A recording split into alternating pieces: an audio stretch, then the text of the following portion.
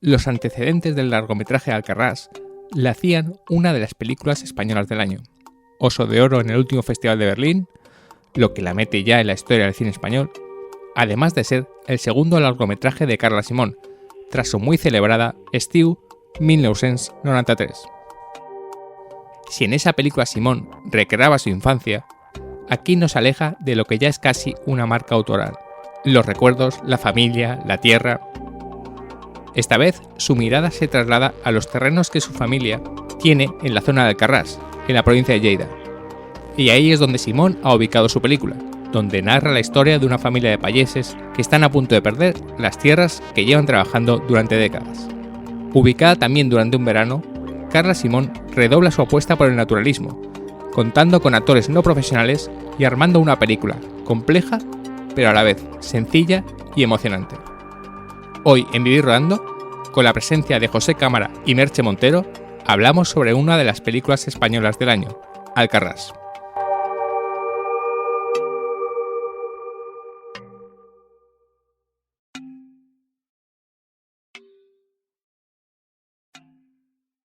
Bueno, pues tenemos dos invitados para hablar de Alcarrás, un veterano de Vivir Rodando, como es José Cámara. Hola, José. ¿Qué tal? Buen día. Y una nueva invitada y un lujo para Vivir Rodando, como es Merche Montero. Hola, Merche. Hola, buenos días. Bueno, me gustaría que primero intentáramos desentrañar un poco el misterio de Alcarrás, porque es una película que está gustando mucho, porque es una película que ha gustado mucho en Berlín, porque es una película que ha gustado mucho a alguien como M. Night Shyamalan. Y yo creo que quizá podríamos empezar a hablar por una cuestión que es cómo una película tan compleja, muy compleja y muy complicada de hacer y de realizar y dirigir, es a la vez una película tan sencilla y que llega al corazón y al alma de muchos espectadores, ¿no? Eso es algo muy complicado y quizá ahí está el misterio de Alcarrás de cómo ha llegado. No sé cómo lo veis vosotros. Yo creo que el secreto de Alcarrás es que tiene apariencia de ser una película que habla de un sitio muy concreto, pero que en realidad puede apelar a un público de muchos lugares distintos. Yo, sin ir más lejos, soy gallega, soy de un entorno rural y me he sentido tremendamente identificada con toda la situación que describe la película. Y también con los personajes con los que creo se puede identificar muchísima gente, porque al fin y al cabo es el retrato de una familia. Dime, José, ¿cómo lo has calado tú? ¿Cómo te ha llegado a ti la película? Pues partiendo un poco de lo que dice Merche, que efectivamente, hablando de una cosa muy particular y muy localizada, está hablando de cosas que pasan alrededor del mundo y que nos tocan. A mí me ha llegado especialmente porque por ubicación geográfica y lingüística, pues no estamos tan alejados de, por lo menos aquí en esta zona de la Comunidad Valenciana, de Lleida, ¿no? Y realmente yo creo que, aunque tú decías, Raúl, que efectivamente le gusta a Shyamalan y choca, ¿no? Porque yo creo que está en las antípodas de su cine, aunque sí que puede, sí que cuadra un poco con el cine que hace Hamaguchi, que también estaba en el jurado de Berlín. Sí que es cierto que, apelando también a lo que decía Merche, es que es tan sencilla, o aparentemente es tan sencilla, que intentar averiguar el misterio de su complejidad y cómo ese armazón que utiliza Carla Simón y todo su equipo para hacerlo posible es tan, yo creo que tan complicado como el trabajo que tuvieron que hacer ellos, ¿no? Porque la película se desarrolla con una sencillez absoluta y te deja perplejo, ¿no? Porque yo creo que yo creo que por eso se premia y va a calar tan hondo allá por donde pase, porque al final las grandes obras, tanto del cine, de la literatura, de la pintura, de la música, las que triunfan son las que son sencillas y aparentemente llevan una estructura muy compleja detrás, ¿no?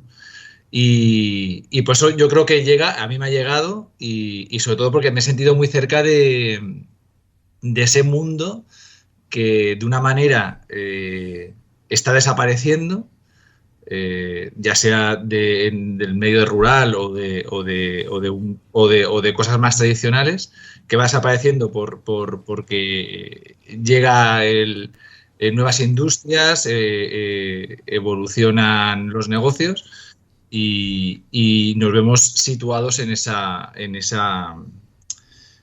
coyuntura, ¿no? De que desaparece un mundo y se abren unas expectativas nuevas que no sabemos dónde nos van a llevar.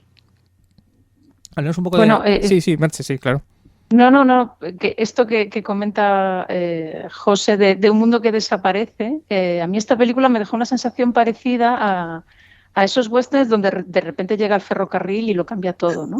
Y aquí el ferrocarril sería un nuevo uso del territorio, ¿no? de la tierra para un fin distinto. Sí, bueno, esa retroexcavadora. Pero sí, o sea, creo que tiene ese paralelismo, ¿no? Y que sean placas solares, ¿no? Que sea una alimentación, digamos, alternativa más o menos, como un poco la villana, digamos, entre comillas, de la película, ¿no? No es una industria petrolera ni mucho menos, sino es algo como placas solares, que generalmente es algo que podemos entender como positivo, ¿no? Porque es una energía renovable, pero que no deja de ser una invasora de todas maneras, de algo que está llegando. Bueno, esto lo he comentado con una amiga, lo de que era muy gracioso que la villana de la película, entre comillas, fuese la energía renovable. Aquí en Galicia tenemos una situación parecida con la energía eólica. Quiero decir, la ubicación de los molinos de viento es muy polémica, porque tiene un impacto muy fuerte en el paisaje. Un impacto muy fuerte y también sonoro, bueno, tiene una serie de implicaciones para las aves, etcétera. Pero en este caso de la energía solar es curioso, pero no tanto si pensamos que, bueno, uno puede elegir dónde ubicar esos paneles solares y, vaya por Dios, deciden ubicarlos en terreno cultivable, ¿no? O sea, que no es tanto a lo mejor la energía solar la mala, sino las personas que eligen dónde ubicar esas placas, ¿no? Bueno, José, tú tienes... Bueno, habla un poco de la crisis del capitalismo en esencia, porque... ¿no? Sí. Hay una lucha de clases.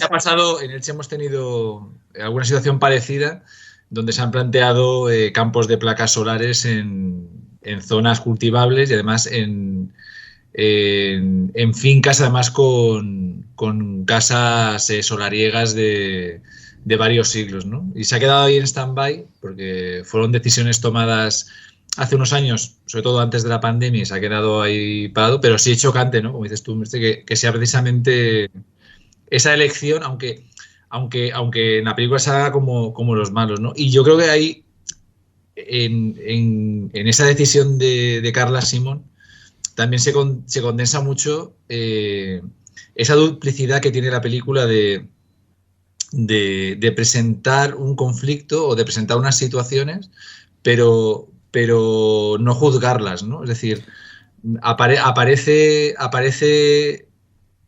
lo hemos llamado que son las malas de la película, pero tampoco no hay un juicio de Carla Simón o de los guionistas. Lógicamente te posicionas porque al final van a perder la tierra y hay una decisión de un propietario de tirarlos, pero el final de la película, el último plano, no es un plano... el plano de una derrota, ¿no? Porque al final, en ese fragmento de vida que filma Carla Simón, como en la vida misma, hay muchas decisiones y muchas situaciones que no se cierran, ¿no? Es decir, seguramente a lo mejor, como decías del western, a lo mejor esa familia se va a otros terrenos, ¿no? Y lo que en este momento es perjudicial para la familia, a lo mejor no es tan perjudicial para la comarca, ¿no? Es decir, y en esa situación en la que Carla Simón no juzga, permite que el espectador interprete o que sea precisamente el espectador el que se posicione con ciertos personajes de la película o no, ¿no? Y yo creo que también eso hace que la película triunfe y llegue porque puedes conectar con distintos aspectos en función de de lo que tú pienses, ¿no? Sí, totalmente. Sí, bueno, no sí. hemos explicado un poco de qué va la película, pero suponemos que la mayor parte de las personas Sí, al ser una película de estreno, no saben cuál es el conflicto de fondo, ¿no? saben cuál es el conflicto de una familia de payeses que están a punto de perder sus tierras, más o menos. Sí. Y además, a partir de una situación que enlaza con algo que pasó hace 80 años en la Guerra Civil, que es una cosa que se nombra al principio de la película, y de los muchos temas que plantea Carla Simón en la película, ese es uno, ¿no? Es decir, como una decisión familiar de la Guerra Civil, que es que estos payeses ayudan a los terratenientes. La familia Piñol, ¿no? Se llamaba. Exactamente, la familia Piñol, para que seguramente no los persigan los republicanos seguramente durante la guerra, y los ocultan, y luego en gratitud les permiten cultivar la tierra y vivir en la tierra, hasta que una de las generaciones de la familia pues ya no recuerda ese trato, ¿no? Y eso también planea durante toda la película, ¿no? Porque al final también los niños encuentran un búnker de la guerra donde hacen su cabaña, ¿no? Y también yo creo que ahí también está un poco, también yo creo que la grandeza de la película, ¿no? Que hablando del pasado y hablando de las tradiciones, no hay una mirada sentimental o sentimentaloide sobre ese pasado, ¿no? Y eso también está muy bien. Hay algo quizá sí que estamos llegando a la magia, ¿no? Estamos diciendo que no es una película de denuncia exactamente, pero hay denuncia, es sensible, pero no es sentimentaloide, no carga las tintas, y ahí es donde está, digamos, la grandeza, ¿no? La sencillez con la que ha realizado la película. Quizá hay gente que vaya a ver la película y, dado lo mucho que está hablando de ella, se crea que va a haber un milagro espectacular, digamos, y el milagro está en que no hay milagro, ¿no? En esas 2 horas que para mí, que me pasaron rapidísimas además, me pareció muy entretenida, además cuando se acabó me sorprendió que ya hubieran pasado 2 horas. Por eso, que el milagro de la película quizá en que está en esa naturalidad que planea durante toda la película, sencillez, y de que en realidad no pasa nada cuando en realidad están pasando 10.000 cosas en cada escena, ¿no? Sí. Sí, bueno, la manera de introducir la temática de la guerra civil como algo que está de fondo, ¿no? Que está en el pasado pero también en el presente, es realmente muy sutil y muy hábil, porque bueno, ya desde el inicio, o sea, en ese contexto de la guerra civil se plantea, hacía antes referencia a la lucha de clases, pero realmente está ahí, ¿no? Hay una tensión entre los que poseen la tierra, los terratenientes, y los que la trabajan, ¿no? Que firman ese acuerdo tácito, que el abuelo de la familia cree que es un acuerdo, digamos, de amistad, de horizontalidad, pero no es totalmente así, porque hay una persona que posee la tierra y otro que la trabaja, o sea que no hay esa supuesta horizontalidad, ¿no? Y bueno, ese pasado, la guerra civil, pues de alguna manera las nuevas generaciones, igual que ocurre con la sociedad hoy en día, ¿no? Están intentando olvidarlo y enterrarlo. En plan de, ¿por qué tenemos que remover el pasado, hablar todo el tiempo de lo que pasó hace no sé cuántos años, ¿no? Y bueno, de alguna manera yo creo que Carla Simón en la película tampoco deslegitima la reclamación de ese miembro de la familia Piñol que hoy quiere hacer otra cosa con su propiedad y que dice, bueno, pues han pasado 3 generaciones y, ¿no? Y lo hace de una manera muy hábil, porque realmente tú solo ves el punto de vista de la familia. Los Piñol están de fondo, pero no sabemos ni qué piensan, ni qué hablan, ni qué inquietudes tienen. Solo vemos a ese personaje un poco antipático, porque aparece con unas gafas de sol y un sombrero, como si fuese un cowboy. Pero realmente tampoco es que la película diga esta reclamación es injusta. Simplemente tú te pones de parte del que trabaja la tierra porque piensas que es el eslabón más débil, ¿no? de esa relación. No en vano, y bueno, todavía hay búnkers de la guerra civil por esa zona y tal. O sea que es un pasado que está muy presente y que los niños traen al presente de una manera muy razonable, porque escuchan de las historias del abuelo. El abuelo, como podemos ver al inicio de la película, está contando siempre historias sobre ese pasado, ¿no? O sea, que no es raro imaginar a unos niños haciendo batallas, ¿no? Si eso es lo que escuchan en su día a día, ¿no?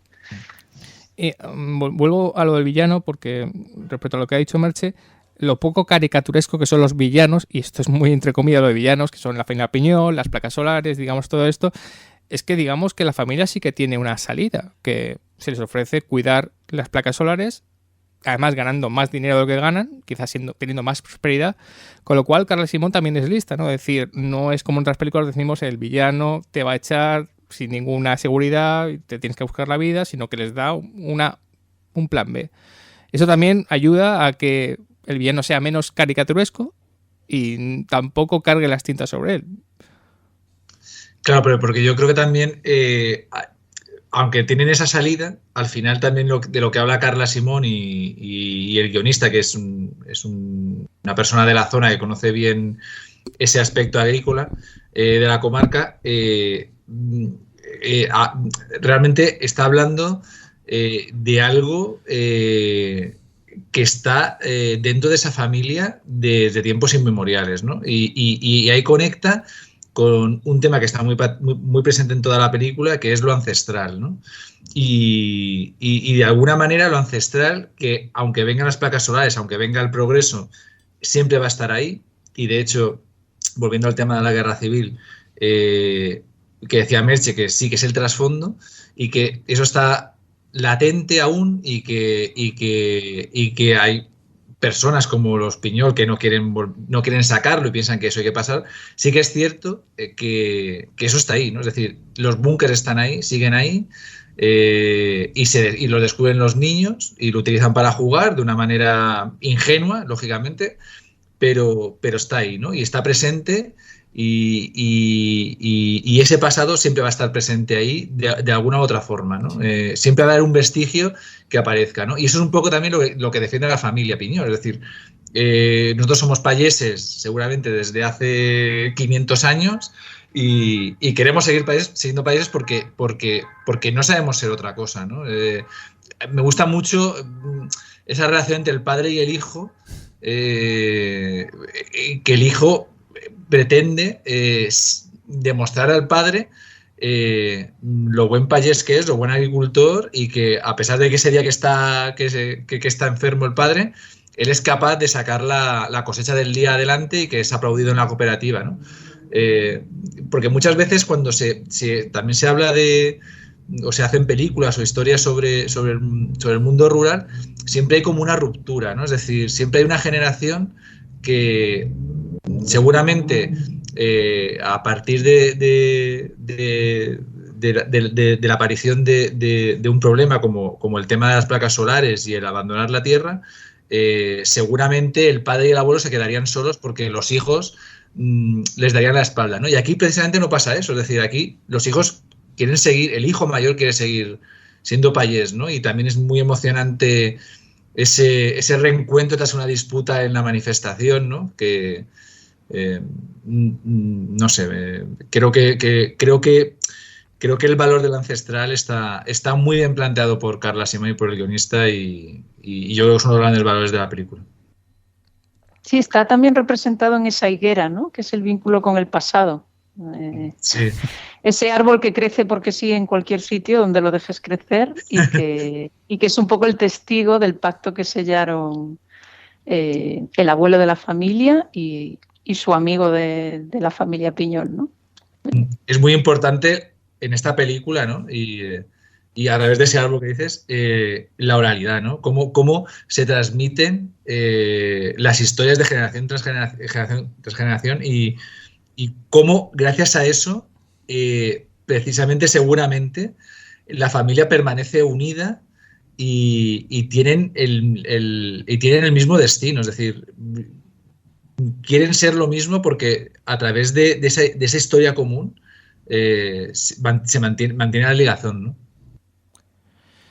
Quería hablar un poco de antecedentes de la película, que tiene que ver con la anterior película de Carla Simón, que es Estiu 1993, donde ya había una apuesta por cierto naturalismo, pero no era completa, ¿no? Ya había actores profesionales, yo creo que era una película algo más guionizada.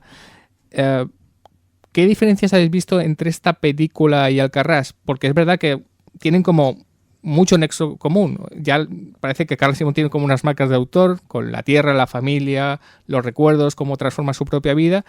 ¿Y cuál es vuestra relación respecto a Alcarràs con Estiu 1993? Porque yo a lo mejor creo que a Merche no sé si le entusiasmó la película o no. Por eso creo que es interesante hablar antes de Alcarràs, de meternos todavía más en Alcarràs, en hablar de la anterior película, porque creo que sí que están conectadas de muchas maneras. Bueno, ¿empiezo yo o empiezas tú, José? Sí, no, tú, Merche, que la nombraste directamente. No, bueno, pues a ver, a mí sí me gustó Estiu, me gustó mucho la película. Es solo que no me enamoró, a lo mejor tanto como a otras personas, que para ellos fue su película del año. Esto no tiene nada que ver, porque a veces es una conexión personal y no sabes muy bien por qué unas películas te tocan más y otras menos. Lo que sí puedo decir es que lo que más me gustó de aquella primera película está en Alcarràs más y mejor, Sí. ¿no? Todo lo bueno que vimos allí está aquí potenciado, multiplicado por 1000. Y bueno, les veo muchos puntos de contacto. Para empezar, bueno, pues las dos están basadas en cierto modo tienen elementos autobiográficos de la directora. También están en un entorno de la Cataluña rural. Hay niños, hay infancia. Hay un retrato de familia también. Creo que se huye de la idealización de la infancia, como creo que también en Alcarràs se huye de la idealización del campo, porque una de las grandes virtudes de Estiu es que presentaba una personalidad de una niña pequeña con gran complejidad, donde tenía, pues eso, desde comportamientos un poco mezquinos, ¿no? Funestos también en algún momento. O sea, no era una niña, no era una muñequita, ¿no? Que podría ser a veces la tentación cuando los niños, ¿no? Y los presentamos en una película. Era un ser humano pequeñito, pero complejo, ya, con toda su galería de sentimientos y mostrado de una manera bastante descarnada, creo yo. Y ese era el milagro de Estiu, ¿no? Que parecía que esas dos niñas, pues eran, no sé, todo el mundo se preguntaba cuál era el secreto y, bueno, luego Carla Simón explicó un poco cuál era su técnica para rodar con los niños y, bueno, pues era un acercamiento muy inteligente que hacía que todos esos diálogos y las reacciones que tenían fuesen tan naturales, ¿no? Y es que simplemente los metía en ese universo durante un tiempo y ellas no replicaban directamente líneas de guión, sino que, ¿no? Les decía, bueno, cuéntale a ella cómo es tal cosa. Entonces la niña con sus propias palabras reproducía esa emoción o ese sentimiento y eso hacía que, bueno, pues que la parte infantil fuese, en mi opinión, fabulosa. Lo que menos me gustó de Estiu es la parte de los adultos, que era, curiosamente, con actores profesionales, y no tengo nada contra Bruna Cusi y Verdaguer, pero me resultaban menos, o sea, había un contraste para mí entre esas dos cosas que en algún momento me chirriaba un poquito, pero es por poner una pega a una película que en general está muy bien y que lo que hacía bien lo hacía muy bien, ¿vale? En cambio en Alcarràs no, en Alcarràs la fiesta para mí es completa, y bueno, una diferencia fundamental, pues una era una peli, digamos, más individual, más centrada en la niña, aunque hay un retrato de familia también, pero Alcarràs es completamente coral, porque todos los personajes llegamos a conocerlos, yo creo, la sensación es que los conoces en profundidad, aunque luego, si miras minutos de reloj, igual no tanto, pero bueno. Bueno, me paro aquí, porque empiezo a hablar y ya no. Sí, luego quiero... A Merche introduce una cosa, ahora te voy a dejar a ti, José, pero es sobre el increíble retrato de personajes que hay. Increíble. Luego seguimos por ahí, pero José, más o menos tú, esa conexión que hay entre Estiu y Alcarràs, ese hilo invisible o muy visible, quizá. Bueno, yo creo que es muy visible, pero sí que ha puesto el acento en una cosa, Merche, que es muy importante, que es cómo esa separación entre actores profesionales y no profesionales en Estiu 1993 aquí se resuelve siendo todos los actores no profesionales, ¿no? Ahora entramos en eso. Si quieres, entonces, claro, entramos en eso. No choca tanto la naturalidad de uno con la profesionalización de otros, ¿no? Y también es otro acierto, ¿no? Seguramente, no lo sabemos, pero a lo mejor llego a la misma conclusión que Merche y optó por esa vía porque era mucho más fácil transitar por los sentimientos, ¿no? Y un poco leyendo a Carla Simón en una entrevista en la revista Caveman del pasado mes, hablaba de cómo había trabajado con los actores, porque además el casting fue, la pandemia interrumpió el proceso, pero habían estado como en una masía todos juntos y ese proceso de elaboración de los personajes y de un guión de un guión que existe y que tienen que aprenderse. De hecho, Carla se da cuenta que, por ejemplo, creo que en la secuencia de la comida familiar, la tía Pepita pues había olvidado sus líneas de guión y le iban apuntando, ¿no? Y que de alguna manera, con esos pequeños apuntes, la mujer fue capaz de hilvanar un discurso, ¿no? Con lo cual, todo ese proceso previo de formación de actoral de gente que realmente no se dedica a eso, pues ha surtido efecto, ¿no? La verdad es que bastante prodigioso y sobre todo yo creo bastante valiente hacer eso, ¿no? Es decir, pero bueno, yo creo que también esta película y el premio en Berlín refrenda un poco una tendencia del cine español, ¿no? Uh-huh. Se estrenó hace poco 6 días corrents. Espíritu Sagrado. Aquí rodando hemos hablado de Espíritu Sagrado y Chema y Leonor nos contaban cómo era esa mirada virgen el primer día que el actor, el protagonista, que no era actor precisamente, se enfrenta a esa mirada virgen, ¿no? Y es bastante alucinante que pase de esa manera tan equilibrada y tan maravillosa en Alcarrás, ¿no? Porque hay una libertad absoluta y sobre todo también una cosa muy curiosa, porque, claro, por ejemplo, en 6 días corrents o en Espíritu Sagrado, los personajes, bueno, en Espíritu Sagrado más, ¿no? Porque sí que había un vínculo, sí que hay madres, hijas, hermanas, pero es que aquí hay una familia donde realmente en la realidad no son familias, es decir, cada uno viene de un sitio distinto. Y la mujer no es la mujer no es la esposa del payés, ¿no? Y el padre no es el abuelo no es el padre del que lleva ahora la cosecha.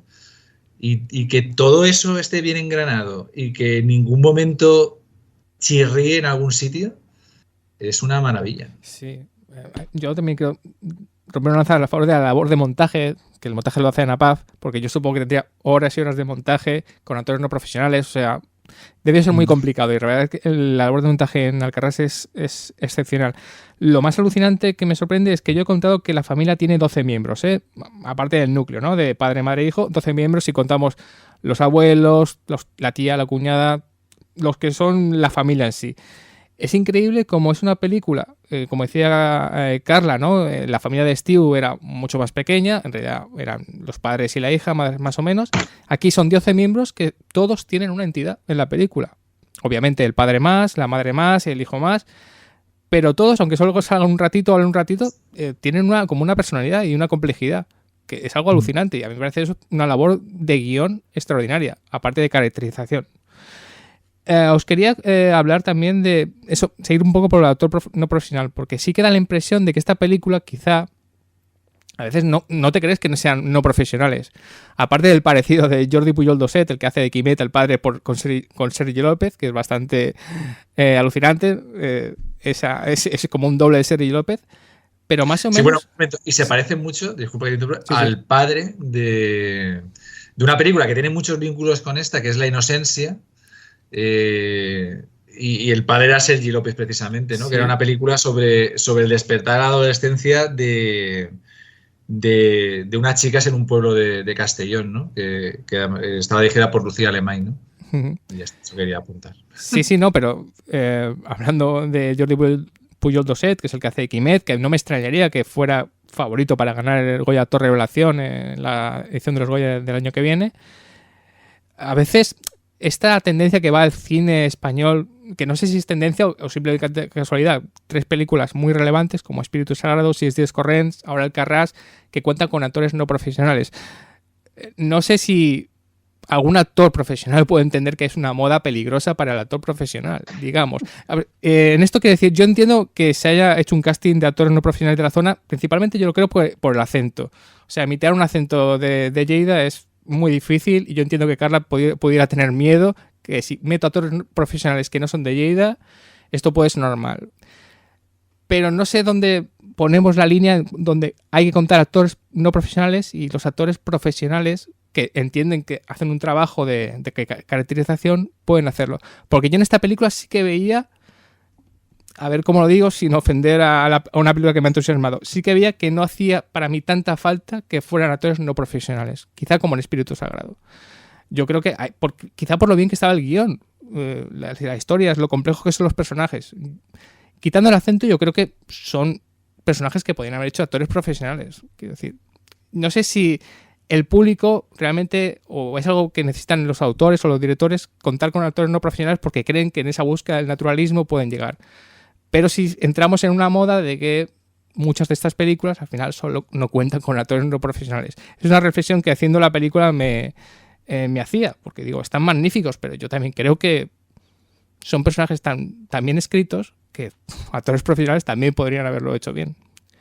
Era, digamos, la duda que tengo yo con otras películas como 6 días corrents o Nacho Fernández en Espíritu Sagrado, que sí que tiene un poco más de sentido que no sean no profesionales, en esto que yo creo que sí que actores profesionales podrían haberlo hecho también bien. José. Bueno, es una reflexión totalmente legítima porque yo me imagino que algunos actores sí que estarán pensando, claro, ostras, como la moda esta se establezca. Lo que pasa que yo creo que también depende mucho de la película, porque no sé, por ejemplo, no te imaginas madres paralelas con actores o actrices al revés. no ahí tienen que ser Ahora actores. quiero ver esa película. Quiero ver madres paralelas con actrices no profesionales. Puede ser un buen ejercicio de... Pero sí que es cierto, por ejemplo, que, a lo mejor que en esa película, por ejemplo, que nombra Madres Paralelas, sí que es cierto que, por ejemplo, uno de los personajes fundamentales sí que está interpretado por una actriz con muy poca carrera, ¿no? Como es Milena Smith, ¿no? Porque también muchas veces, al final, el director sí que está buscando la verdad, ¿no? Como Rossellini, ¿no? Buscaba...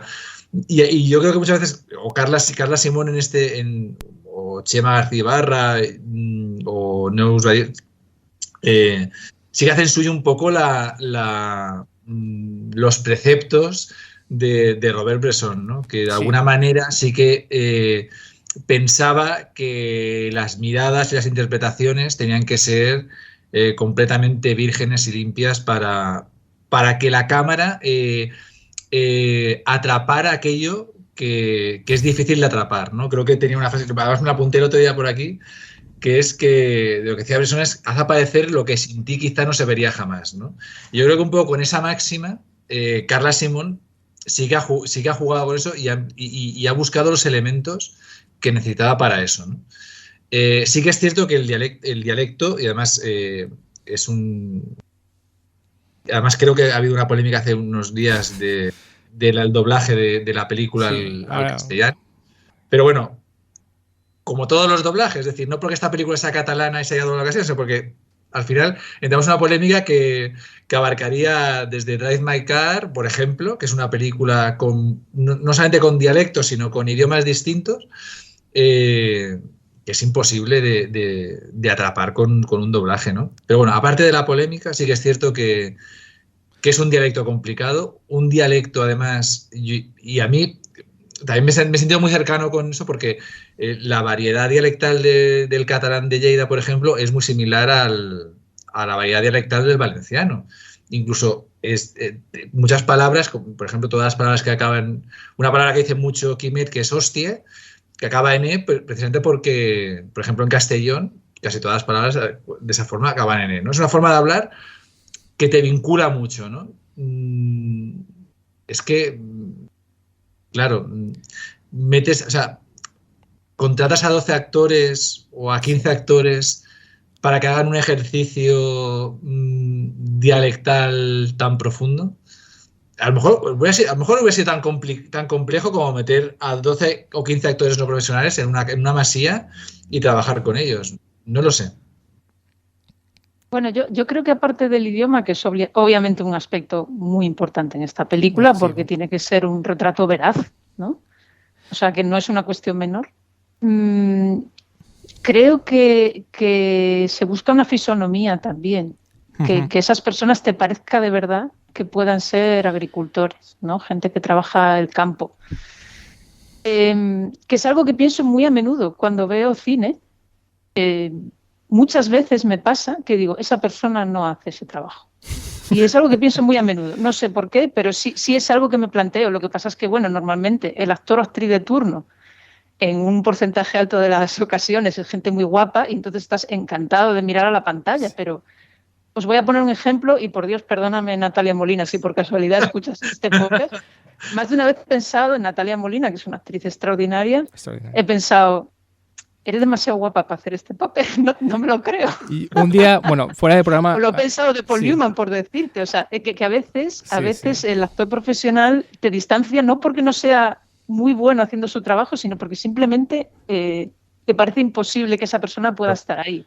Lo cual no quiere decir que no pueda haber un agricultor guapísimo, claro que puede haberlo, pero hay algo, ¿no?, en el físico que suelen tener los actores profesionales que a veces te distancia. Y... Fíjate ese choque, por ejemplo, en Stromboli, entre Ingrid Bergman y los habitantes de la isla, ¿no? Es decir, Ingrid Bergman, que hace además de refugiada de la guerra y luego aparece ahí como súper estupenda escalando un volcán, y a lo mejor te planteas lo mismo que estás diciendo tú, es decir, esta mujer no es refugiada, es decir, está haciendo ahí y ese choque es un choque muy parecido al de Estiu 1993, es decir, cómo perviven dos formas ya no solamente de interpretar, porque al final no sabes hasta qué punto los habitantes de la isla de Stromboli están interpretando o simplemente la cámara de Rossellini los filma, ¿no? Es un poco distinto a lo que pasa en Alcarrás, que realmente, aunque son no profesionales, sí que están interpretando, es decir... Yo, buscando un poquito una respuesta a la pregunta que ha planteado Raúl, que es dificilísima de responder, ¿cuándo es más adecuado utilizar profesionales o actores no profesionales? Muy difícil responder a eso y hace falta mucho talento, desde luego, para trabajar, como ha hecho Carla Simón en esta película, es algo muy complicado.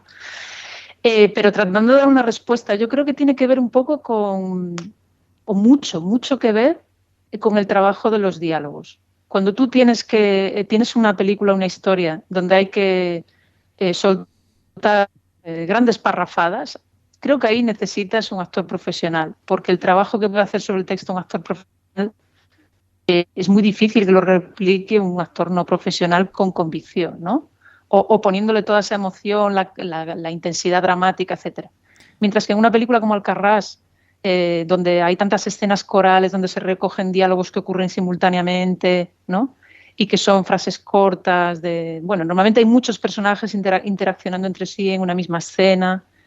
Creo que ahí es más factible trabajar con actores no profesionales y que todo parezca realista, porque ahí es donde se reproduce realmente esa situación que ella pretende, ¿no?, plasmar, ¿no?, de personas que hablan como en la escena de la comida, ¿no? Y la manera en la que, digamos, es fundamental o no que se siga al pie de la letra un guión. Yo creo que es una película extraordinariamente guionizada de pe a pa. Eso estaría bien que habláramos de eso. Ella ha sabido utilizar esos elementos para que haya momentos donde pueda, ¿no?, surgir la improvisación o donde no es tan importante que literalmente se digan esta frase o aquella, y eso lo ha trabajado muy, muy bien.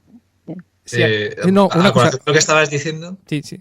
No, García Ibarra decía precisamente eso, ¿no? Es decir, que, por ejemplo, él, como trabaja con actores no profesionales, intenta que tengan muy pocas frases, porque efectivamente, cuando ya tienen un diálogos muy largos, al ser un actor no profesional, ahí se atascan, ¿no?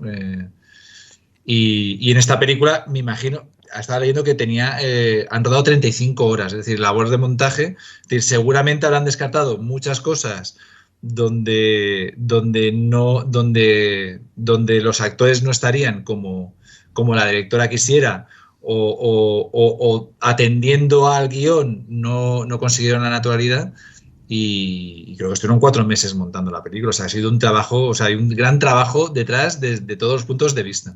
hablar un poco, bueno, solo que me ha hecho gracia Natalia de Molina, porque un día tenemos que hacer un programa sobre Natalia de Molina, porque me he dado cuenta que es una actriz que da para hablar mucho. Siempre he tenido muchas discusiones sobre Natalia de Molina. Y no por su calidad como actriz, digo, me refiero a su gran calidad como actriz porque es una actriz extraordinaria, como todo el mundo sabe. Pero bueno, eso será para otro programa. No, respecto a lo que ha dicho Merche, es muy interesante el guión. Muchas veces, a veces se da la idea, y a veces incluso por algunos directores que les gusta mucho decir, bueno, rodamos con poco guión, mucho guión, damos unas 2 o 3 directrices, pero bueno, generalmente primero todas las películas tienen un guión porque son muy caras y hay que tener un plan de trabajo. Eso es lo primero, por mucho que a muchos les guste presumir.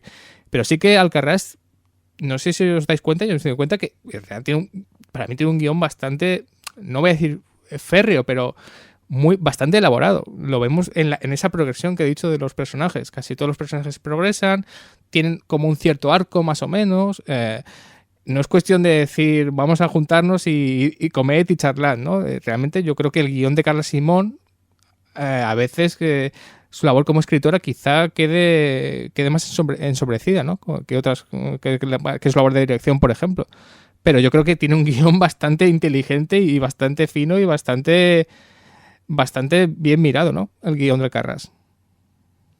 Sí, porque al final no es poner la cámara delante de unas personas y que improvisen y tú captas del natural lo que... Es decir, como dices tú, hay una progresión y eso tiene que estar escrito, y sobre todo porque tú quieres que vaya hacia un sitio, y si al principio de la película se hace referencia a la guerra civil, lógicamente luego tienen que aparecer, aparecen unos búnkers y, en fin, todo está hilvanado, ¿no? Y, en fin. Todo. Bueno, es que un guión es sobre todo estructura, luego es diálogo también.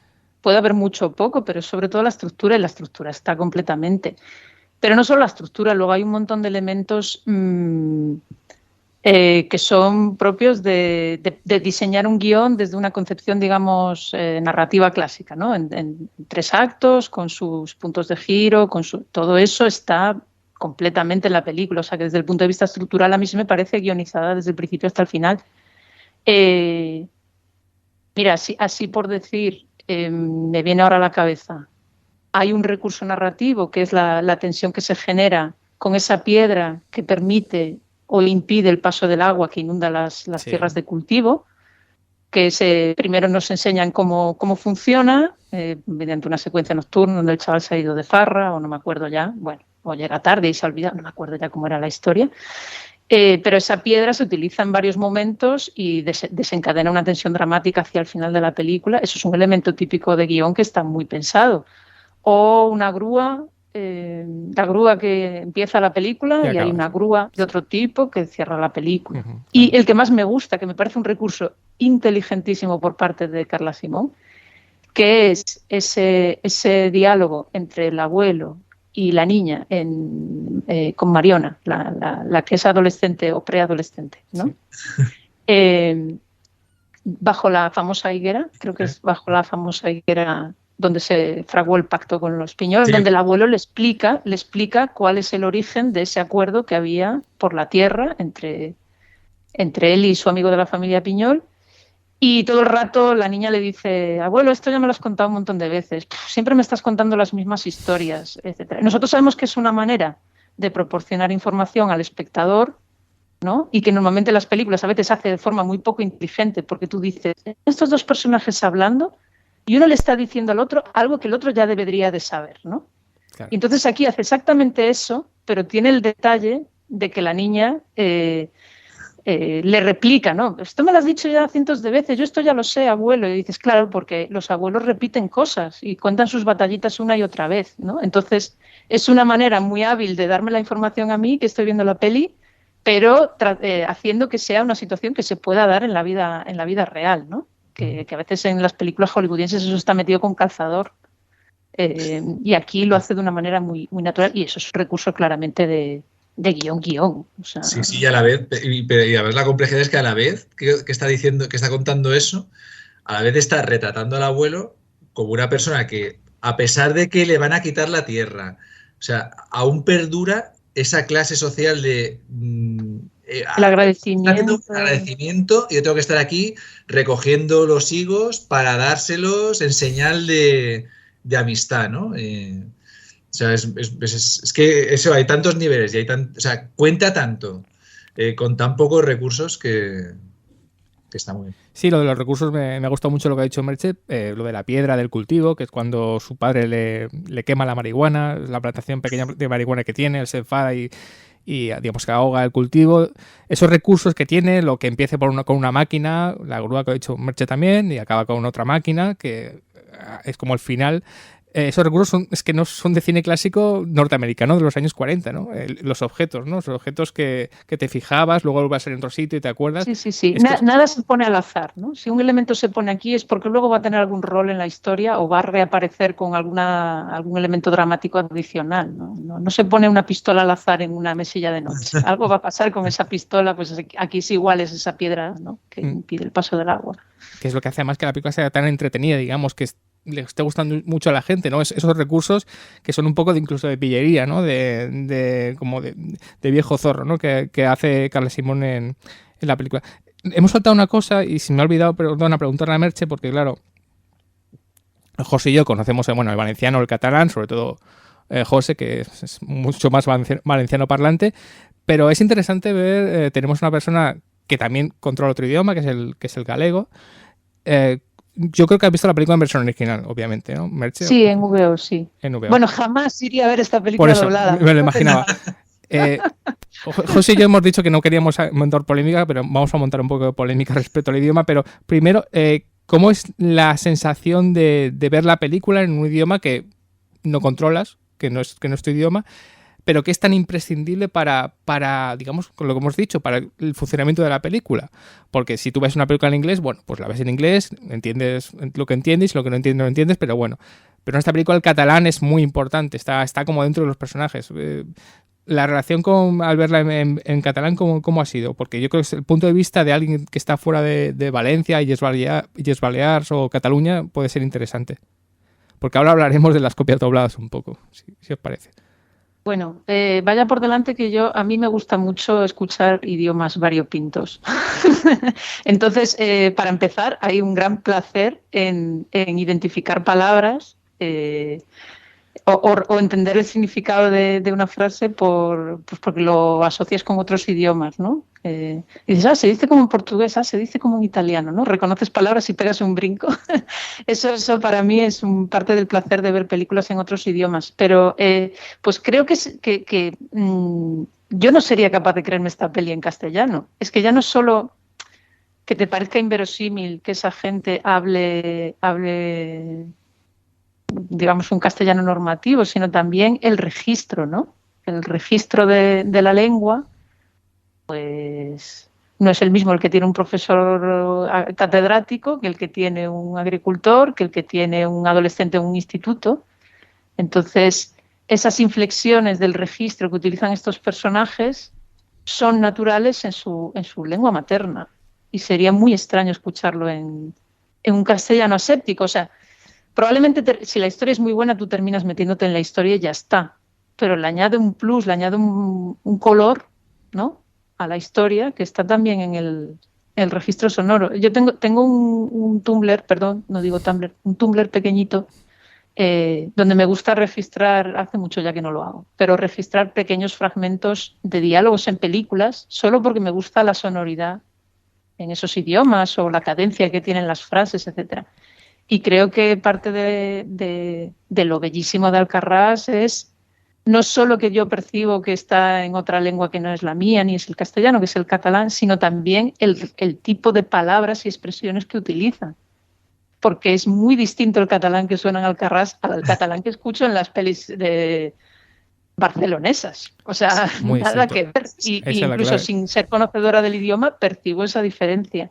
Entonces eso es parte de la riqueza de la película, claro, lo que la hace más veraz. Mira, por ejemplo, hay una expresión que dice Quimet en un momento, que es me cague en dena, que es una expresión muy... Yo lo he oído mucho, mi abuelo la decía, en el meu yayo lo decía, es decir, y es una expresión que es un día buscando, mi hermano que sí que se dedica a la docencia en catalán, buscando, y dena es como una expresión que hace relativa a Dios, a una diosa, ¿no? Es como el femenino de Dios, ¿no? De Deu, ¿no? Vale, pensaba que era un eufemismo para no decir Dios, porque en Sí, gallego yo hay también. unas cuantas de ese estilo. Pero... Ahora me entero. Es por eso, y pues es muy significativo que aparezca en esta película, en un medio rural, porque mi abuelo, que vivía era del campo, pues lo decía seguramente, y hay una cosa que nos une, ¿no? En todo el territorio históricamente catalán, a través de la lengua, ¿no? Y eso es muy rico, como tú decías. Pero yo hay una cosa que, ya aprovechando que tú eres gallega, hemos hablado de películas que están vinculadas con esta, y yo creo que también hay una película que está muy vinculada, que es O que arde. No sé si tú ves algún paralelismo entre esas dos películas o no, ¿no? Porque también es una película que partía también de ese mundo rural, ¿no? Aunque no tengan mucho que ver, son historias completamente distintas, pero de alguna manera sí que están conectadas con ese progreso que llega a un medio rural, ¿no? Temáticamente sí las veo conectadas. Lo que pasa es que creo que Oliver Lash es un místico total. O sea, no. y creo que Carla Simón no tanto. O al menos intenta huir un poco de eso. Pero a mí O que arde me parece más fabulística. Me parece que tiene otras dimensiones que no tiene el cine de Carla Simón. Sí, están en las antípodas. Es decir, uno puedo... bebe del realismo completamente y otro efectivamente de fábula. Claro. Una cosa que sí puedo decir es que creo que ambas películas han producido en espectadores no catalanes sino gallegos de manera común, que es fascinarse por algo cuando aparece de alguna manera plasmado con mucha verdad una zona que te resulta un poco exótica, ¿no? Hay un elemento que te resulta exótico. Y el público que no es de allí pues se queda fascinado. Para mí O que arde era un retrato de algo muy próximo. Entonces yo me fijé en otros detalles que a lo mejor no eran los que llamaban la atención a la mayor parte del público, pero mis amigos de Madrid todos alucinaron con O que arde. En plan de, ¡ay, esos montes! Y tiene una lareira donde cocinan y tal. Y yo, sí, una cocina de leña es algo muy común en el campo, que dan muchas, no sé. Es decir, la gente se alucinaba con elementos, ¿no? Que para mí son más naturales y que para ellos eran como algo muy, muy llamativo. Y creo que con Alcarrás pasa algo similar. Sí. O sea, yo lo he visto en el Cine Embajadores, que está en pleno centro de Madrid, y claro, veías a la gente como alucinada con los caracoles, alucinada con... En plan de, ¡guala! Existe otro mundo ahí fuera de mi ciudad, ¿no? Bueno, lo de los caracoles es una escena maravillosa. Los caracoles a la llauna... Qué hambre de hacer cena. Y una cosa es que qué voluptuosidad la de la comida en Alcarrás, sí, por favor. Sí, sales de ahí diciendo, quiero comerme cestos de melocotones. O sea, pero hay una cosa que, por ejemplo, hablando de lo que estás comentando del idioma, y que si estuviera en castellano no te lo creerías. A mí me pasó con una película reciente, Libertad, me pasó de esto. Roquet, sí, porque no me creo a las actrices, a la madre, a la madre, a la abuela, a Vicky Peña y ahora no me acuerdo del nombre. ¿Nora Navas? Pues... nuestra amiga Nora Navas. No me las creo hablando en castellano. A lo mejor con la hija de Nora Navas sí que puede ser que hay una ruptura, ¿no? Que tampoco, pero por la clase social en la que son, con el acento que tienen, no me las imagino. E incluso creo que además en una crítica de fotogramas Eulalia Iglesias decía lo mismo, ¿no? Que era el único pero que se le podía poner a la película, ¿no? Y efectivamente es muy importante creerte a los personajes a partir de su lengua materna, ¿no?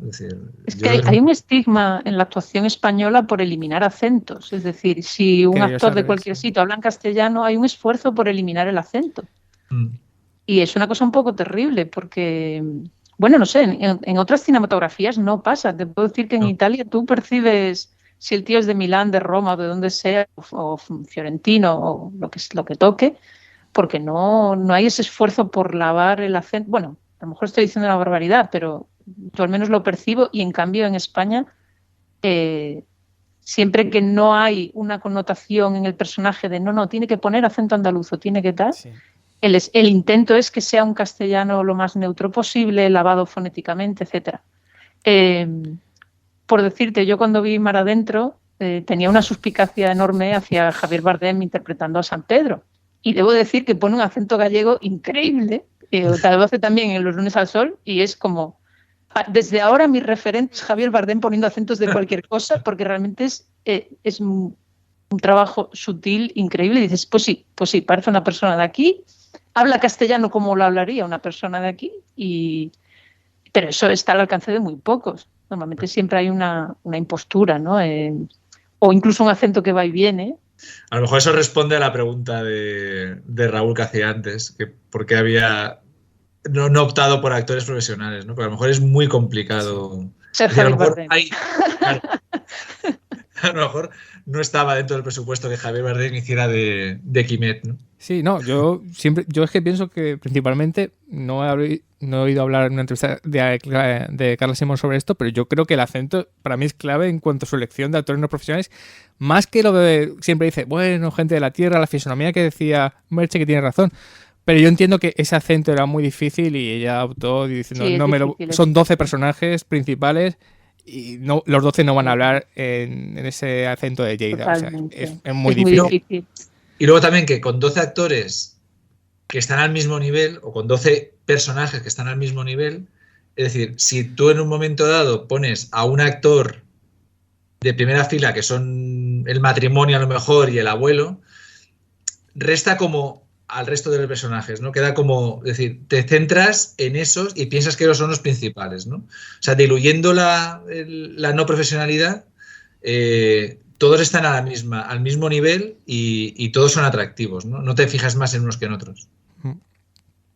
Una cosa que se me ha olvidado, a Oquearde y a Carràs les se murió una película que no tiene nada que ver porque tiene mucho más elementos fantásticos, pero que también conecta mucho con la tierra, como es 30 lumes de Diana Tobucedo, que también yo creo que está en ese cine gallego que sí, está... Acabo de pensar que Oquearde también empieza con una grúa derribando árboles, ¿no? Que es mi momento favorito de la película, por cierto, el inicio. El arranque me parece brutal, pero... Sí, ahora me acabo de acordar, porque tienen ese elemento en común. Vale, pues estamos casi llegando a la recta final. Os vamos a pedir un resumen, cuáles son vuestros personajes favoritos, pero antes sí que seguir un poco con lo del idioma, solamente recomendar que vayáis a ver la versión original y hacer una denuncia, sobre todo José y yo, no sé cómo ha sido en Galicia, que es bastante, da un poco de pena que en la provincia de Alicante, que es la Comunidad Valenciana, podemos decir que el 80% de las copias que han llegado de Alcarràs han sido en versión doblada. Esto ya pasó con Stew, y ya me pareció mal, pero bueno, lo perdonas porque, bueno, era la primera película, no sé cuánto. Y yo pensaba que con Alcarràs íbamos a ver por lo menos un 40-60 y me he dado cuenta que he sido muy ingenuo. Han sido muy pocas las copias en catalán. Creo que ahora se está mejorando, están poniendo más copias en catalán porque se han dado cuenta. Pero independiente de que tiene que existir versiones dobladas, hay gente mayor, gente que por problemas tiene que no puede leer subtítulos o lo que sea, o gente que no le gustan los subtítulos, por lo que sea, da mucha pena que en la comunidad, tú estarás de acuerdo conmigo, José, que en la Comunidad Valenciana una película en catalán, donde el catalán es tan imprescindible para la película, se ha estrenado con tanta copia doblada. No hemos visto la copia doblada, estoy seguro que han intentado hacer el mejor trabajo posible, pero es que es imposible que hayan llegado a la esencia de la película, ¿no? Sí, sobre todo también con tan pocas copias.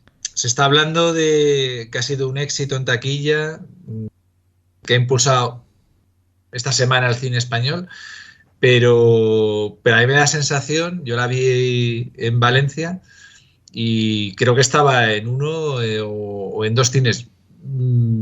Aquí en Alicante, en la provincia de Alicante, también yo creo que estará en uno o dos cines. O sea, para pertenecer al mismo ámbito lingüístico y con una proximidad geográfica tan fuerte y con cosas tan próximas, por ejemplo, la fiesta que se retrata en la película es una cosa absolutamente cercana a nosotros, sí, es decir, y además muy bien planteada porque vuelve a recoger lo de, que eso que ya lo he dicho antes, ahora me meto aquí un poco esto con calzador en la pregunta de Raúl, pero me gusta mucho como muchas veces cuando se retratan las fiestas de este tipo, con una raíz muy medieval, siempre se habla como de la identidad de la fiesta, ¿no? Lo que te une como pueblo, ¿no? Que está muy bien porque te reconoces y reconoces que las fiestas que hay en Cataluña son muy próximas a las nuestras, ¿no? Pero aparte de eso, de la identidad, habla de esa cosa ancestral, ¿no? De eso que viene del pasado y que pervive y que es una cosa que aunque vengan las placas solares y aunque venga todo el progreso del mundo, vamos a ir disfrazándonos de limones y tirando petardos y viviendo el bien porro y todo esto, ¿no? Y eso está bien. Entonces, que todo eso que sea tan próximo, al final se traduzca a muy pocas copias, pues da pena, ¿no? Porque es una película que podía conectar con mucha gente.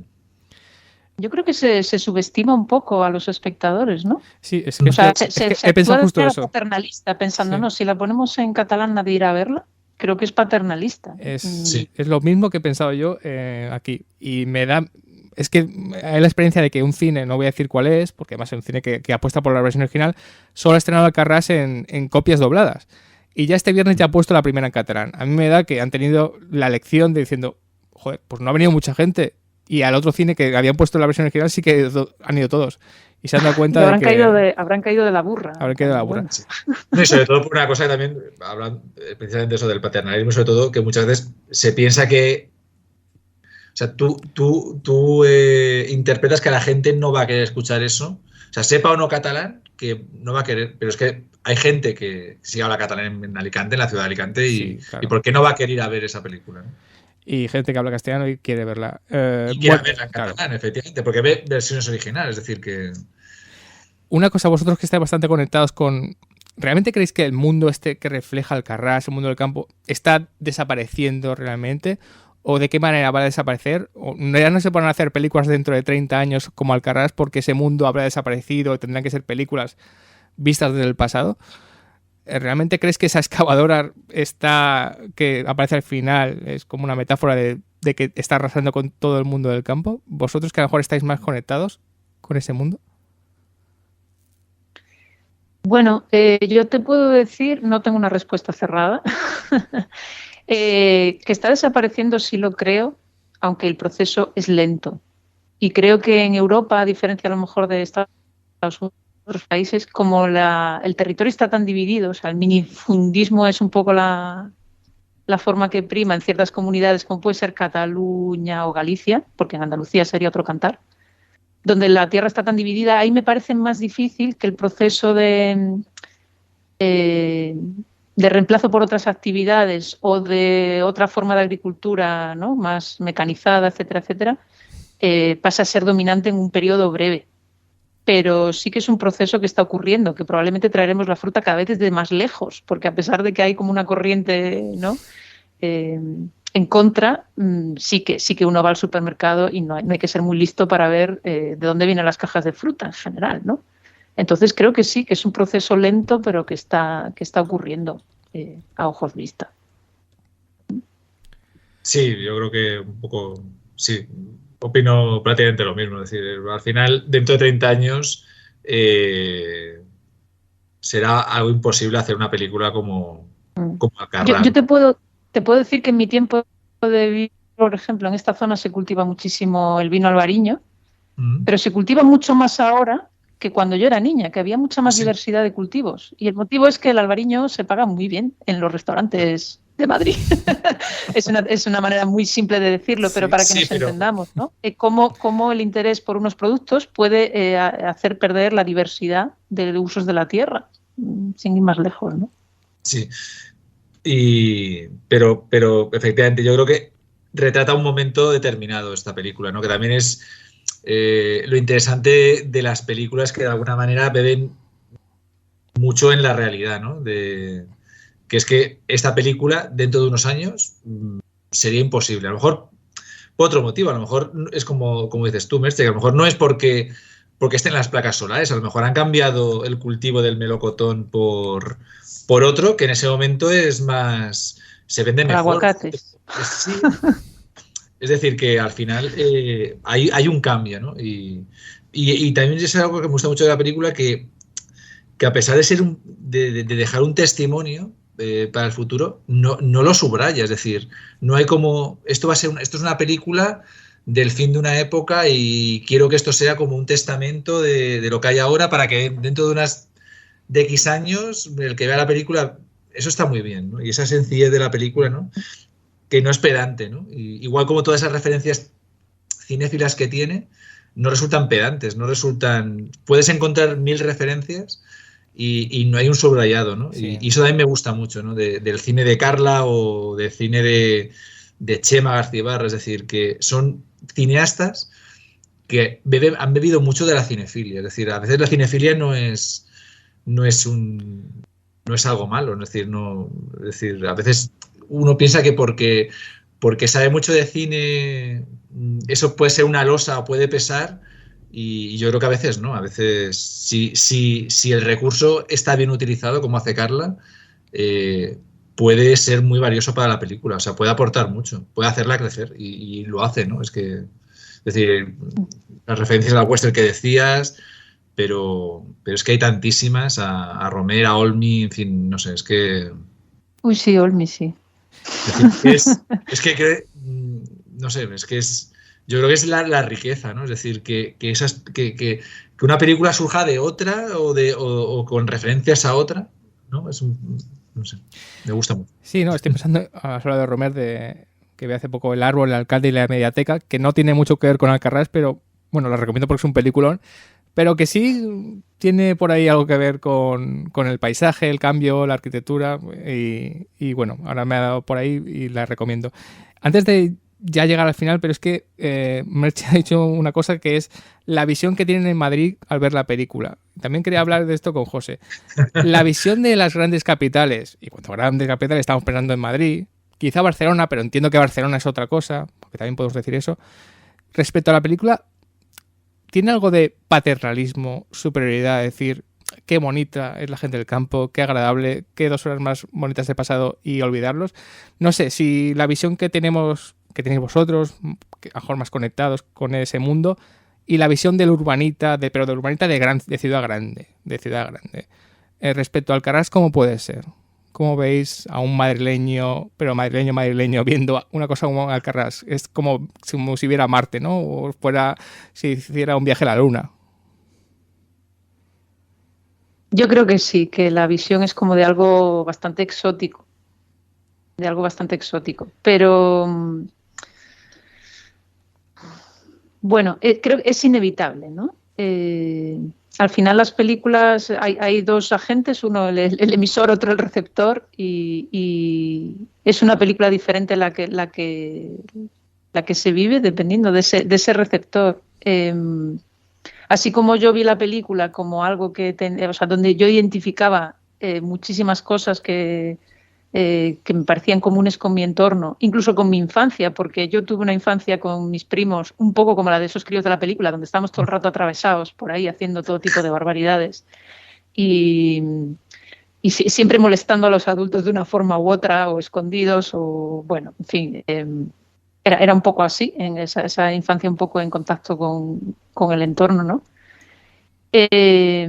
Pues habrá quien diga que es una visión idílica del campo, porque pues lo verá hermoso, yo qué sé, los paisajes con los frutales, sobre todo la comida, que es algo que da mucha envidia, que ya he dicho antes, que es muy voluptuosa la comida en esta película. Pero yo creo que no es un retrato muy idílico del campo, en realidad, porque se muestra todas las secuelas físicas, ¿no? Sobre todo en el personaje de Quimet, se ve lo duro que es trabajar el campo. Dolors, también la madre, ¿no? Que es un personaje que tremendamente sacrificado y que tampoco para un minuto, aunque no se visibilice de una manera como la del marido, sino que se visibiliza de otra forma, pero también uno aprecia que hay un trabajo muy duro ahí detrás. O no sé, todos esos conejos muertos que aparecen por todos lados, ¿no? Que yo me imagino alguien de ciudad un poco en plan de, tocando conejos muertos por ahí, ¿no? Pero es que realmente en el entorno rural la vida y la muerte se entrecruzan de una manera muy, muy dinámica, muy orgánica, muy natural. No sé, yo he pensado que ese elemento de poner cadáveres de conejo por ahí tenía algo que ver con, aparte de ser un elemento bastante realista, pero algo que ver con alejar el preciosismo, ¿no? En plan de, bueno, la vida en el campo tiene sus cosas también, hay muchos bichos, ¿sabes? Y hay hay como ese esfuerzo, ¿no? Por plasmar el ciclo de la vida y la muerte alejado de lo bucólico, o la foto de la película, ¿no? Que también que es muy poco preciosista, creo yo. ¿Y José? Pues yo creo que es inevitable que todo este cine que se hace en los márgenes y que se hace fuera de las grandes capitales se vea como objetos no identificables.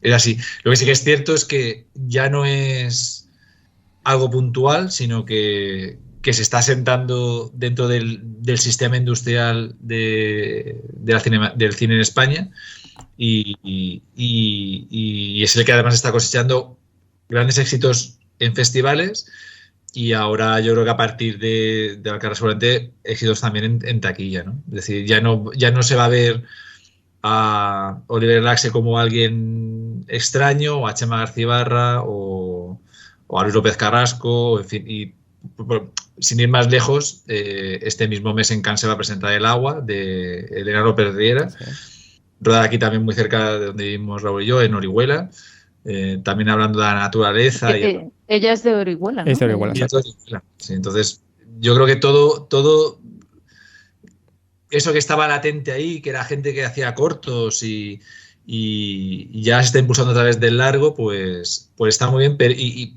sobre todo para que no haya esa visión siempre centralista, ¿no? de eso. Y hay una cosa, hablando de los conejos, que también, aunque no es, lo que Carla Simón no es mística como Oliver Laxe, pero sí que es cierto que de alguna manera introduce la religión a través del entierro de los conejos, y sobre todo la religión aceptando otro tipo de religión, porque la niña entierra al conejo con una oración musulmana que le enseña a uno de los temporeros, sí. De los temporeros, ¿no? Con lo cual también es también muy hermoso, ¿no?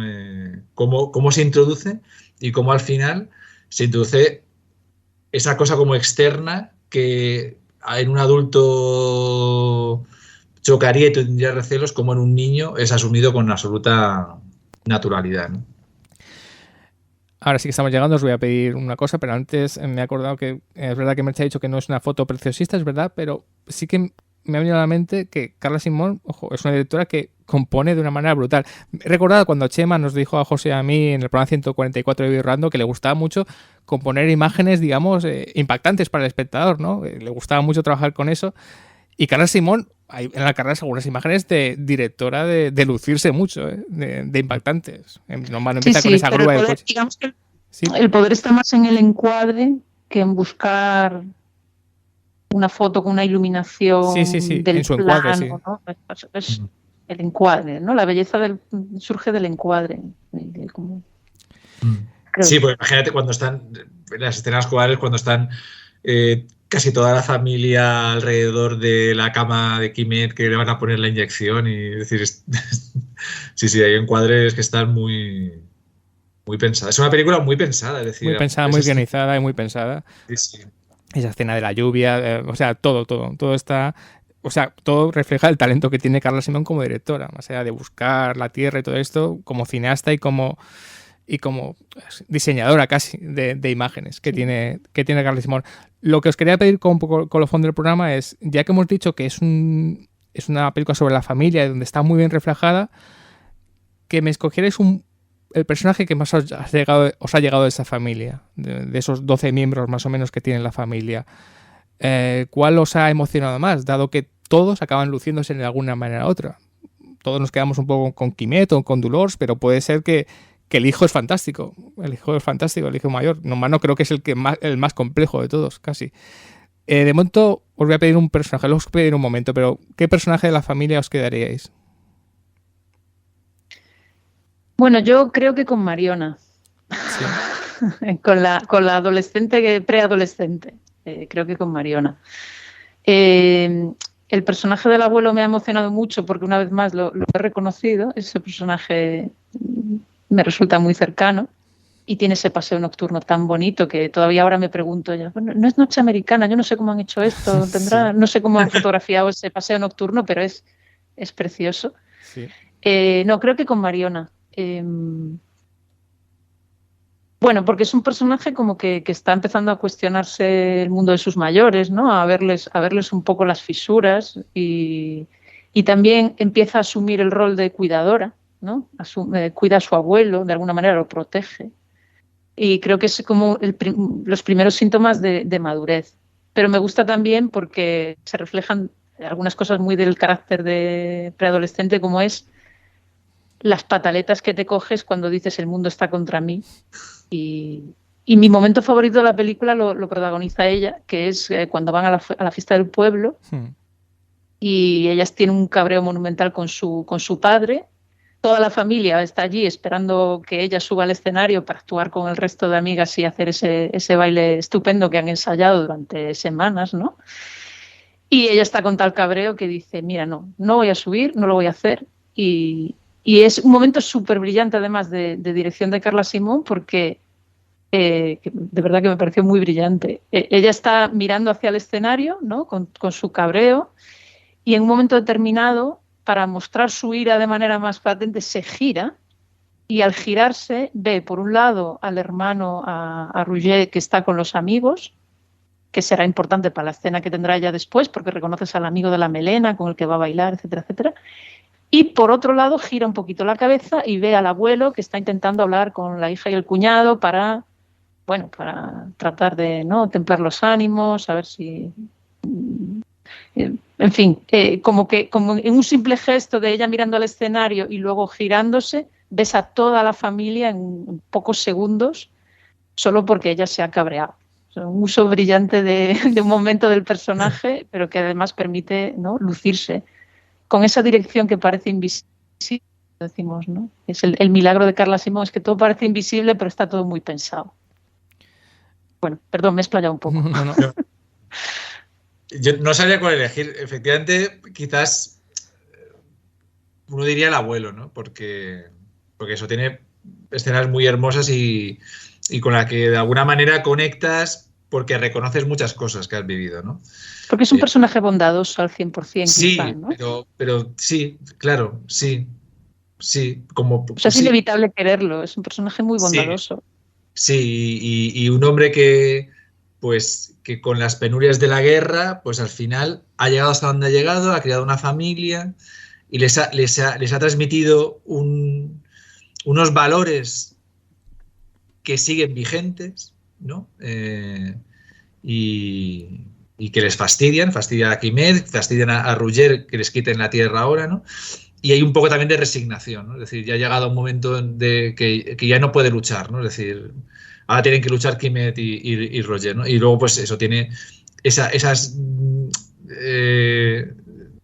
dos escenas, ¿no? Hay una escena que está cenando y canta la canción de una canción que es una mezcla de dos canciones contada Carla Simón, que es la canción de... Como la tengo por aquí apuntada. La canción del pandero y después una que es una canción de Can de Batre, ¿no? Y que muestra mucho esa oralidad, ¿no? Cómo el abuelo transmite a los nietos pues, o canciones ancestrales, ¿no? Pues esa cena nocturna que además están cenando ahí un poco de pan con aceite y ya está. Es muy emotiva, ¿no?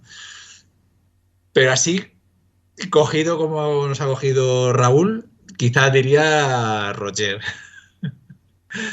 No, A mí porque... me gusta Quimet, me gusta Quimet también mucho. Sí, Quimet también, ¿no? Porque... Pero Roger retrata ya no es un adolescente, ya es un hombre joven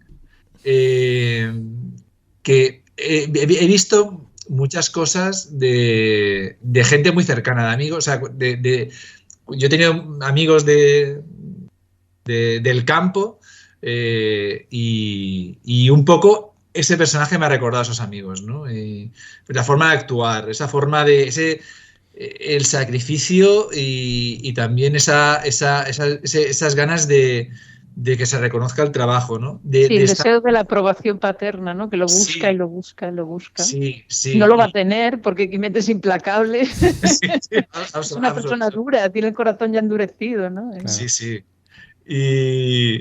Y esa voluntad, ¿no? Esa pataleta, ¿no? De quitar la piedra del partidor para que el agua se vaya, pero también luego, pues eso, ¿no?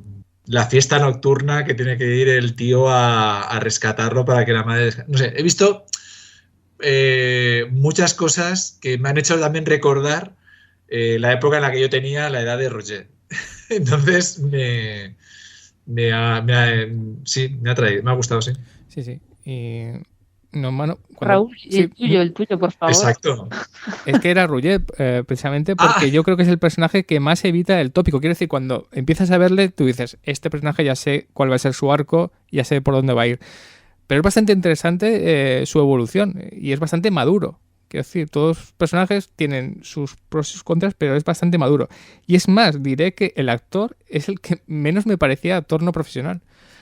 Era el que más me parecía, este tiene que ser actor y dedicarse a esto precisamente. No sé si por su físico o por lo que sea, por su pose, él me parecía perfecto en la película de Albert Bosch, el actor que hace de Rouget, y el personaje, sobre todo, lo que hace Carla muy bien es saltarse los tópicos que tiene ese personaje. Y también quería destacar, y bueno, eso lo que has destacado es lo bien que rueda a los niños Carla Simón, perdón. La verdad es que tiene un ojo para lo infantil. Uno se cree que es muy fácil, que es decir, venga, poneros a jugar y yo os grabaré 2 horas y montaré lo que sea, pero hay que tener mano. Es súper simpática, pero... Sí. Bueno, es que esta Iris es una líder natural. Sí, sí, o sea, sí. Claramente... Y es un reverso positivo de la Laia Artigas de Stew. Como ha dicho Merche muy bien, el personaje de Stew era un personaje de niño muy complejo, con mucho claroscuro. Quizá Iris es un personaje más luminoso del personaje que mostró la niña de Stew en 1993, ¿no? En comparación con la Laia Artigas de esa película. Por eso estos 3 personajes, y cuando llega al final de la película, porque al final no son perdedores. Es decir, tanto Mariona, que es el personaje elegido Merche, como Rouget y también Iris, que es una líder nata, o sea, al final no son perdedores. Es decir, ahora han podido perder la Tierra y tendrán que irse de la Tierra, pero no son perdedores. Es decir, les han inculcado, que es un poco, yo creo que lo que hace bien, que no se ve, pero que está ahí, lo que hace el abuelo, ¿no? Ese inculcar el arraigo a la tierra, el sacrificio, el trabajo, la lucha, que luego, lógicamente, está... Quimet lo eleva a la máxima potencia porque es una bestia humana. El trabajo está en esos 3 personajes, es decir, van a salir adelante como sea, ¿no? Sí. Y eso creo que también es una buena... creo que llegar a esa conclusión también es muy esperanzador. Son personajes que, digamos, no dan pena, digamos, gracias a que Carla evita la pornografía sentimental, que otro director hubiera caído de largo con discusiones a gritos, 18 escenas de lloros, no sé. Son personajes con una dignidad desde el principio al final, ¿no? Y eso lo mantienen durante toda la película. Sí que ahora, para acabar, he dicho un personaje, pero ya que hemos dicho que es una película invisible, pero tremendamente visible, vuestro momento de Alcarrás, ese momento que Alcarrás tiene un montón de momentos alucinantes y emocionantes. ¿Qué momento os quedaríais? Pues bueno, yo he dicho uno, sí, pero he dicho 2 en realidad, he hecho un poco de trampa. Pero por supuesto creo que también ese banquete, esa comida merece un sitio ya en el cine español. O sea, es realmente fantástica esa comida familiar. Por todo, ¿no? La puesta en escena, todos esos personajes moviéndose, estando vivos de verdad, sientes realmente que estás en esa celebración. José.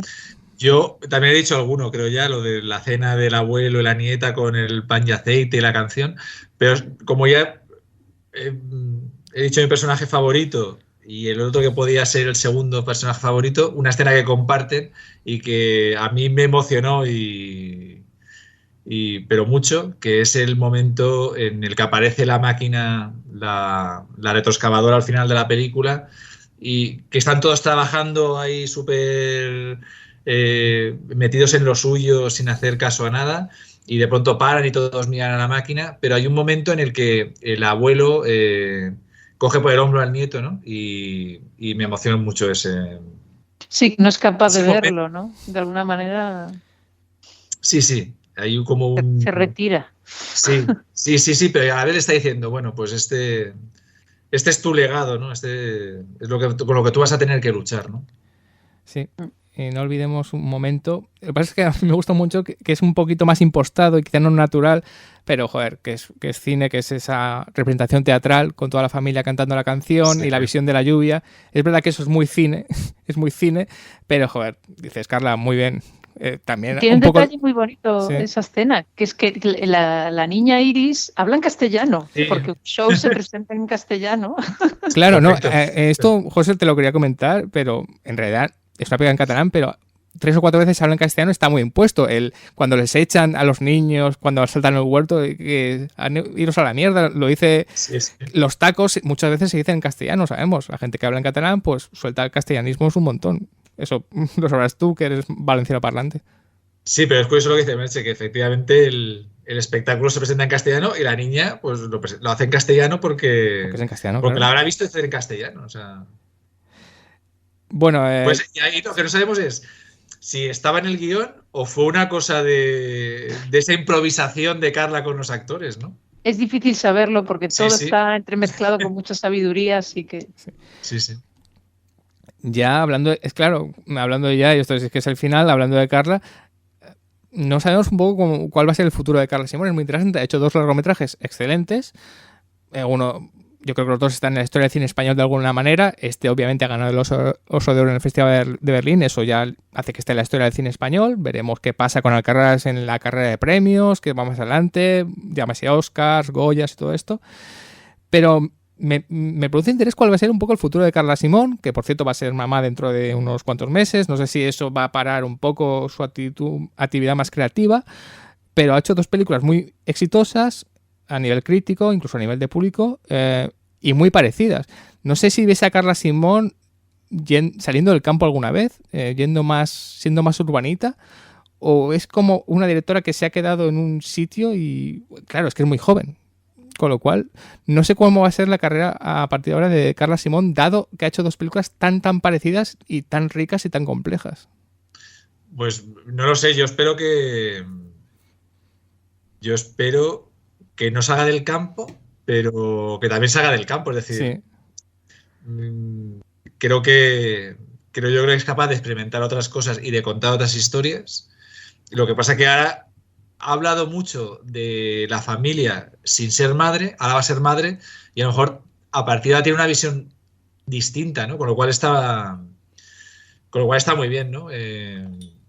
Que el futuro se abra a partir de ahí con otras, a lo mejor, otras inquietudes o otras visiones de la vida absolutamente distintas, ¿no?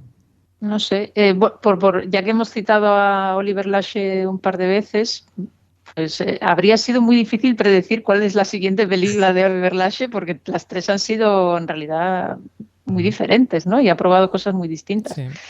Lo único que puedo decir es que yo sigo a la productora de Alcarrás, la sigo en Twitter, y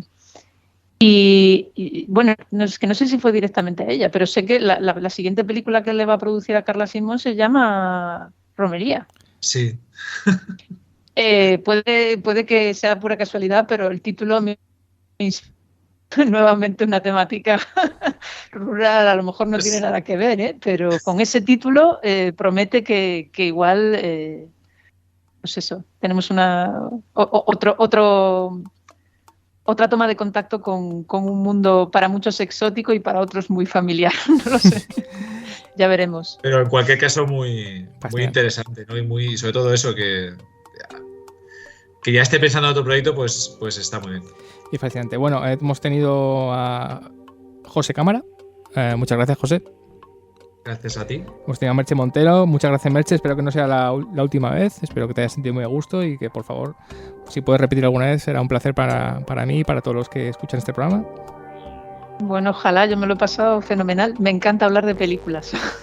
Bueno, entonces ya sabemos. Es un nuevo fichaje, entonces ya estás firmada para el futuro. Recomendar Alcarrás, que sigue obviamente en cartelera, es una de las películas del año, españolas o no, y sí, recomendar lo que hemos dicho. Si podéis, por favor, verla en versión original. Que es, yo creo que es bastante esencial. Generalmente es esencial en todas las películas, pero en esta mucho más. Gracias, José y Merche. A ti. Hasta la próxima. Chao. Y hasta el próximo programa.